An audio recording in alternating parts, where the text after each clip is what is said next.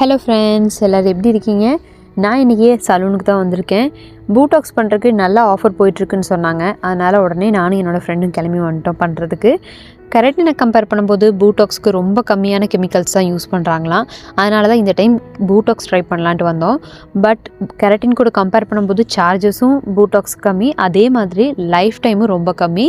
Keratin 6 months வரைக்கும் இருக்குன்னா Butox just 2 months வரைக்கும் தான் இருக்கும். கெமிக்கல்ஸ் கம்மியாக இருக்கும்னு நம்பி தான் பூட்டாக்ஸ் ட்ரை பண்ணேன். பட் இருந்தாலும் கெமிக்கல்ஸுக்கு குறைச்சல் ஒன்றும் இல்லை. நிறைய கெமிக்கல்ஸ் தான் அப்ளை பண்ணாங்க. ½ அன் ஹவருக்கு அப்புறம் பார்த்திங்கன்னா ஸ்ட்ரைட்டாக அயனிங் பண்ண ஸ்டார்ட் ஆகிட்டாங்க.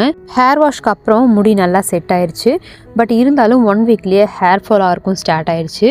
நம்ம எந்த ஹேர் ட்ரீட்மெண்ட் பண்ணாலும் அதுக்கப்புறமா ப்ராப்பர் ஹேர் கேர் மெயின்டெனன்ஸ் இருக்கணும். ஹேர் ட்ரீட்மெண்ட் முடிஞ்சதுக்கப்புறம் சலூனில் அவங்களே ஷாம்பு அண்ட் கண்டிஷ்னர் எல்லாம் கொடுப்பாங்க. பட் அதுக்கு அதிகமாக சார்ஜ் பண்ணுவாங்க. பெட்டர் நம்ம வெளியில் எங்காவது நல்ல ப்ராடக்டாக பார்த்து வாங்கிக்கிறது தான். என்னென்ன ஷாம்பு யூஸ் பண்ணலாம், அப்புறம் ஹேர் ட்ரீட்மெண்ட்டை பற்றி தெரிஞ்சுக்கிறதுக்காக சேனலை கண்டிப்பாக சப்ஸ்கிரைப் பண்ணிக்கோங்க. நாங்கள் அதுக்கப்புறம் பானிபூரி சாப்பிட்டு கிளம்பியாச்சு. நெக்ஸ்ட் வீடியோவில் பார்க்கலாம். பாய்.